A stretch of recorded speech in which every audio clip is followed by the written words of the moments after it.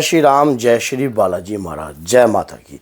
एक भक्त ने सवाल ऐसा किया है, उन्होंने कहा है कि गुरुजी वैसे तो YouTube पर देखा जाए बहुत सारे मंत्र हैं और बहुत सारी विद्याएं YouTube पर बताई हुई हैं, लेकिन एक वीडियो ऐसी बता दीजिए, ऐसी बना दीजिए कि जिस प्रकार से बहुत सारे मंत्रों में से अगर कोई एक श्रेष्ठ मंत्र चुनना हो तो कौन सा वो मंत्र उचित होता है, जो श्रेष्ठ होता है और जिसका जाप करने से हमारा भविष्य बन सकता है, हमारे जीवन में हमें तरक्की प्राप्त हो सकती है और हमारे जीवन में खुशहाली आ सकती है। तो भैया आज इस वीडियो है बड़ी इंटरेस्टिंग होने वाली है। इससे आपको पता लग जाएगा कि कलयुग में आपको कौन से मंत्र का जाप सबसे ज़्यादा फल देगा। और अगर वीडियो अच्छी लगती है तो लाइक करना, चैनल को सब्सक्राइब करना और बेल आइकन बटन को दबाना ना भूलना, ताकि आने वाली हर वीडियो की नोटिफिकेशन आपको सरलता से प्राप्त हो जाए। क्या होता है कि देखिए, जब हम पूजा याचना तपस्या अपने इष्ट आराध्य की करते हैं, उनकी कृपा तो हमारे ऊपर सदैव ही होती है। और वैसे तो अगर देखा जाए, वेदों शास्त्रों के अनुसार देखा जाए तो सभी मंत्र अपनी अपनी जगह श्रेष्ठ हैं, सभी मंत्रों का अपनी अपनी जगह जो है कार्य है। लेकिन कुछ ऐसे विशेष मंत्र होते हैं जो कलयुग में कार्यरत होते हैं और कार्य करते हैं, आपके परिवार की रक्षा के लिए, आपके कारोबार की रक्षा के लिए, आपके घर में किसी भी प्रकार की अभद्र शक्ति के द्वारा कोई तंत्र विद्या ना की जाए, इसकी रक्षा के लिए ऐसा श्रेष्ठ मंत्र कौन सा हो सकता है। तो मैं आज आपको बता रहा हूं कि ऐसा श्रेष्ठ मंत्र, सबसे श्रेष्ठ मंत्र जो है इस कलयुग में, वैसे तो नाम की महिमा का मैं इसमें गुणगान नहीं कर रहा, नाम की महिमा का मैटर बिल्कुल अलग है। कलयुग केवल नाम अधारा, सुमर सुमर न उतरे पारा। गोस्वामी तुलसीदास जी ने स्पष्ट कहा है कि जो नाम की महिमा है, प्रभु के नाम की महिमा है, वो एक अलग प्रताप रूपी है। लेकिन जो मंत्र होता है उसमें एक ऐसी रहस्यमय ऊर्जा होती है जो सामने वाले व्यक्ति को पता नहीं होता है कि कौन सा मंत्र जाप करने से कौन सी ऊर्जा प्राप्त होगी। आपने महाभारत का युद्ध तो देखा ही होगा। महाभारत के युद्ध के अंदर हर मंत्रों की अलग अलग विशेषता थी। जैसे कि आपने देखा हो कि ब्रह्मास्त्र को चलाने के लिए तो ब्रह्मास्त्र का मंत्र जो था वो था। इसी प्रकार से जो कि नारायण अस्त्र को चलाना था तो उसके लिए मंत्र अलग है। तो ऐसी प्रकार से हर कार्य का मंत्र जो है अलग है। लेकिन कलयुग में एक मंत्र से सभी कृपा प्राप्त हो सकती है। मंत्र कौन सा है, कौन सा ऐसा ऊर्जावाहिक मंत्र है?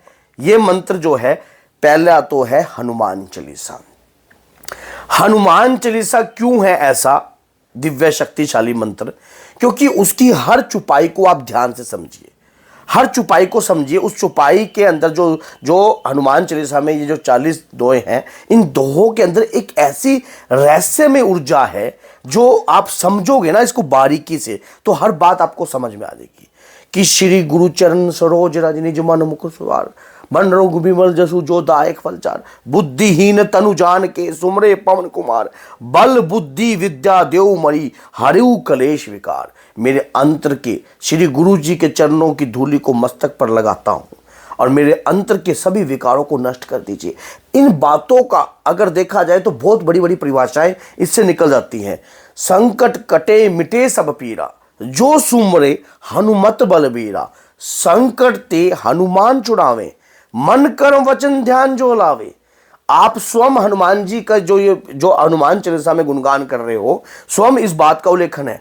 जब गोस्वामी तुलसीदास जी कारागृह में बंधनग्रस्त थे, तब उन्होंने हनुमान चालीसा की रचना करी थी। शब्द हनुमान जी के थे और जो रचना करी थी कलयुग के प्रताप के लिए ही करी थी कि इसका गुणगान कलयुग में ही जो लोग सच्चे मन से करेंगे उनको कृपा प्राप्त होगी। उसके बाद जो जितनी भी चालीसाएं बनी हैं उसके बाद बनी हैं। तो हनुमान चालीसा एक स्वयं में शक्तिशाली और सिद्ध मंत्र है। दूसरी बात ये इसमें स्पष्ट बताया है कि जो यह पढ़े हनुमान चालीसा होए सिद्ध साकी गौरीसा। आप अगर हनुमान चालीसा का नित्य पाठ करते हो तो आपके अंदर सिद्धियों का वास होने लग जाएगा, आपके इष्ट की कृपा का वास होने लग जाएगा। अष्ट सिद्ध नवनिधि के दाता हनुमान जी हैं। असवर दिन जानकी माता, माता सीता के वरदान के अनुसार से हनुमान जी अष्ट नव निधि के दाता हैं। आपको वो सिद्धियों का अंश भी प्रदान करते हैं, शक्ति समर्थ और धैर्य भी प्रदान करते हैं। अब बात आ जाती है कि अगर आप किसी भी प्रकार से बंधनों में ग्रस्त हो तो छूटी बंदी महासुख होई। मान लो हर प्रकार की बंधनों से आप बंधन मुक्त हो जाओगे। आपको पता है कि गोस्वामी तुलसीदास जी ने उस वक्त पृथ्वी से लेकर सूर्य की जो दूरी थी माप दी थी। जो शस्त्र जो जन पर भानु लियो तही मधुर फल जानो। मान लीजिए जो गणना थी वो टोटल अगर साइंस ने देखा तो बिल्कुल एक्यूरेसी है। क्यों?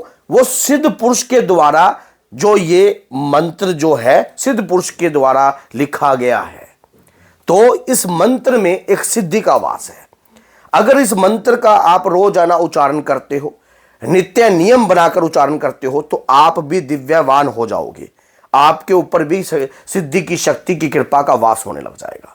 यकीन नहीं है तो रेगुलर संकल्प लेकर जिन भक्तों ने लगातार पूजा की है उन्हें अनुभव बहुत प्रकार के हुए हैं, बहुत तरह के हनुमान चालीसा के अनुभव हुए हैं। ये कलयुग में अब सबसे लास्ट और सबसे बेहतरीन बात यह है कि हनुमान जी कलयुग के जागृत देवता हैं और प्रधान रूप के देवता हैं। कलयुग तेरे नाम है ये मेरा वरदान है। भगवान राम के वरदान के अनुसार प्रेतराज सरकार भी इनके अंडर में ही कार्य करते हैं।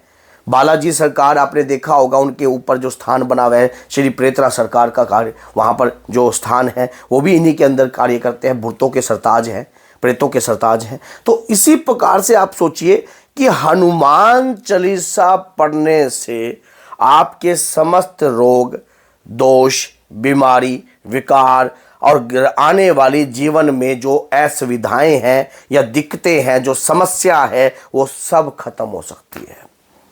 लेकिन शर्त ये है, जिस प्रकार से किसी मंत्र में, आपने एक वो फिल्म देखी थी ना अजूबा, तोते में उसकी राक्षस के जान थी, प्राण थे, उमरीशपुरी उसमें जैसे कैसे कुछ था, मैंने बचपन में मैंने देखी थी।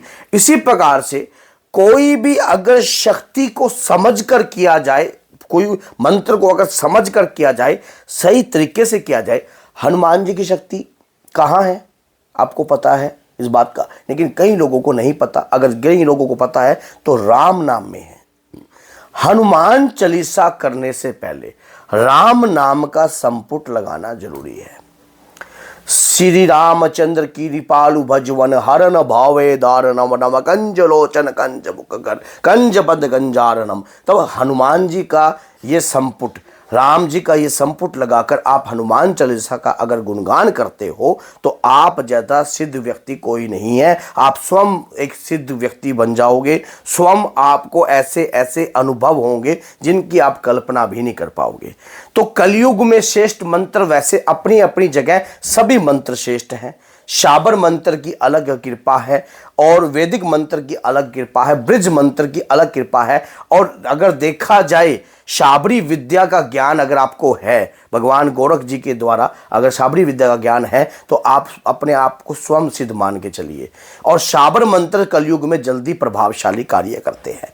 तो अगर वीडियो अच्छी लगी है तो लाइक जरूर करना, चैनल को सब्सक्राइब करना और वीडियो को स्टेटस बार पर जरूर लगाना, क्योंकि हनुमान जी की अगर किसी व्यक्ति के समझ में आ जाए तो हनुमान चालीसा जरूर पढ़ेगा। और अगर हनुमान चालीसा पढ़ेगा तो हमारे बाबा के नाम का प्रचार ही है। तो बोलिए जय सीताराम, जय श्री बालाजी महाराज। बाबा की कृपा आप पर सदैव वास करे।